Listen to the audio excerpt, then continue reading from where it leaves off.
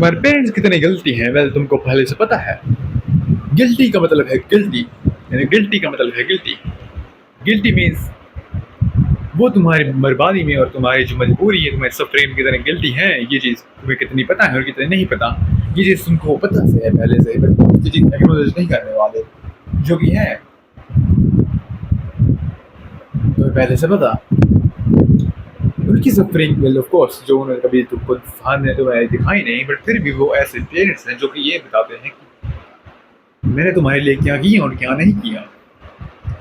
इस तरह की parenting is like detonating bomb जो कभी फिर सकती है। By that I mean actually what I mean, मेरा वो उसका मतलब बिल्कुल उससे है जो तुम सोच रहे हो। ये जो पेरेंटिंग है, ये पेरेंटिंग बहुत ज़्यादा एक बॉम्ब की तरह है, ये कभी फट सकती है, मेरे अकॉर्डिंग के साथ फटेगी नहीं। कभी हो सकता है कि वो दबते दबती कब दबे और तुम उसको कब बदला दो और कब तुम उसके नीचे आ जाओगे तुमको पता नहीं लगेगा। जब तक तुम उसको रिग्रेट्स के साथ जियोगे, जी में तुम्हारी ज़िंदगी बचेगी, तुम उसमें करोगे। जब 30s में 40s में तुम्हारी वाइफ और तुम्हारे चिल्ड्रन जो हो चुके होंगे, तुम ये सोच रहे होगे कि मैंने ये किया अपनी ज़िंदगी में। ये रिकरिंग तुम अपने साथ रखोगे, कब तक रखोगे? वेल ऑफ कोर्स ये चीज़ तुम अपने साथ रखोगे कि बिकॉज अगर तुम इसको स्टेबिलिटी के साथ कभी बाहर नहीं निकाल पाए तो वेल और हाईली लाइकली थिंग इज कि तुम्हारे साथ कभी रह जाएगी, और ये चीज़ तुम्हारी वाइफ से तुम्हारे चिल्ड्रन पे अनइंटेंशनली निकलेगी, जो कि वेल पॉजिटिवली हो सकती है, नेगेटिवली तुम किसी तरह इसको रखो जिसके किसी भी तरह से निकल सकती है। Matter of the fact is जितना तुम उसको दबाने के चाहोगे उतना तुम उसको नहीं दबा पाओगे। तुम्हारे पेरेंट्स गलती रहे हैं और तुम्हारी गिल्टी में इतनी गिल्टी है, तुम्हारी खुद की सफरिंग में, और तुम खुद की अपनी सफरिंग में गिल्टी हो। ये चीज़ तुम कभी एक्नॉलेज नहीं कर पाए तो वेल ऑफ कोर्स जिंदगी में कितनी कठिनाइयाँ आएंगी, वो चीज़ तुम पे डिपेंड करती है। खुद को ही वो चीज़ ये मान नहीं पा रहे कि तुम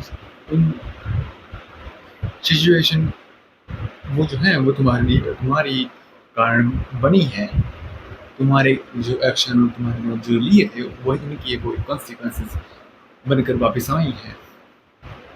ये जो एक्शन और कॉन्सिक्वेंसेस हैं ये तुम्हारे लिए कब तक वापस आएंगी और कब तक तुम्हारे लिए बनती जाएंगी, ये जब तक रहेंगी जब तक तुम रिस्पॉन्सिबिलिटी नहीं लोगे खुद, ये नहीं मान लोगे कि ऑफकोर्स मेरे पेरेंट्स गलती थे एंड मैं भी गलती हूँ।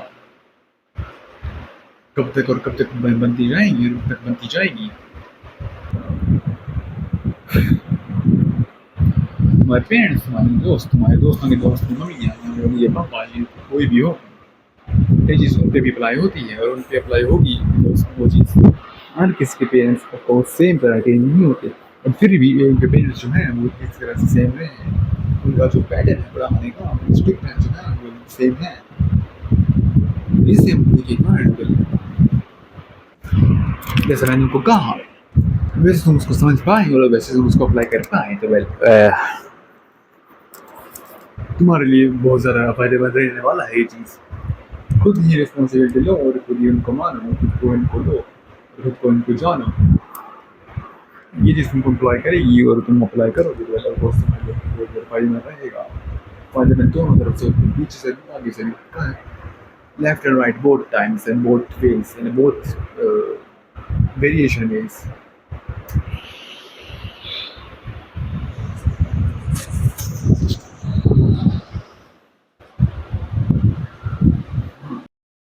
यही तुम वीडियो सेकंड पार्ट पे आ गए हो। Congratulations you are in second part. ये जो सेकंड पार्ट है इस पार्ट में आपको मैं बताऊंगा कि वेल हर किसी को और हर किसी के साथ किस तरह गिल्ट कितना जो है वेल तुम पास ले दे और खुद सारा पास रखते नहीं हो। तुम्हारे पेरेंट्स का गिल्ट, तुम्हारे दोस्तों का जो गिल्ट है वेल उनका गिल्ट इस तरह का प्रकार का रहता है कि जो लोग करते हैं उनका जो गिल्ट है, उनकी जो रिस्पॉन्सिबिलिटी है वो उसको पूरा नहीं करते।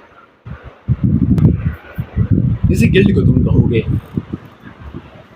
फ्रेंड्स गिल्ट, दोस्तों का गिल्ट इस तरह का गिल्ट रहता है जिस गिल्ट को तुम अपने पास रखते हो और तुमको पता भी नहीं होता। Bullshit right now, man. What the fuck? ये गिल्ट तुम्हारे पास कब तक रहेगा और कब तक तुम्हारे साथ रहा है ये तुमको पता नहीं है, क्योंकि इस गिल्ट को तुम अपने पास रखते आए हो। ये जो गिल्ट है बिकॉज हमारे दोस्त जो करते हैं, हमारे जो काम करते हैं, चाइल्ड का लेवल ब्रो कोड वाली इंसल्ट है, ये रीजन जो वाली इंसल्ट है, या फिर कितने हमारी बेइज्जती करते हैं, हमारे साथ रहते हैं, हमारी जो रहती है, ये एक रिस्पॉन्सिबिलिटी की आदत है इनका, ये भी एक गिल्ट है एक तरह का। This guilt is basically guilt है, तुमको पता भी नहीं है गिल्ट है। ये गिल्ट इस तरह से तुम्हारे साथ बन के आया है और कब तक बन के चला जाएगा और तुमको पता नहीं लगेगा। Guilt is basically the way a person is simply unacknowledging of the thing they have done unerringly, whether intentionally or whether unintentionally. And by the end of it, they are pretty much left with the whole expression, जो कि है कि मैंने ये किया तो क्यों किया है। मुझे उम्मीद है आ रहा है मैं क्या क्या पकड़ना चाह रहा हूँ, अगर तुम्हारे पकड़ने में मेरे पकड़ने में गुस्सा नहीं आ रहा तो आई लाइक तुम एक हाईली इंटेलेक्चुअल पर्सन हो जिसके दिमाग में कुछ चीज़ें समझ नहीं आने वाली, क्योंकि तुम एक हाईली फ्लो पर्सन हो।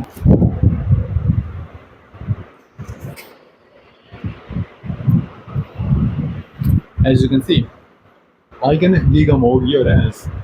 You can't gigamore. You can't gigamore my ass because I'm exceptional and you are exceptional not exceptional. That's the difference between you and me. Okay, ये from all topical चीज़ की जगह को देखना चाहा था, but फिर भी मुझे मजा आया बताने में because I love talking about bullshit and stuff like that.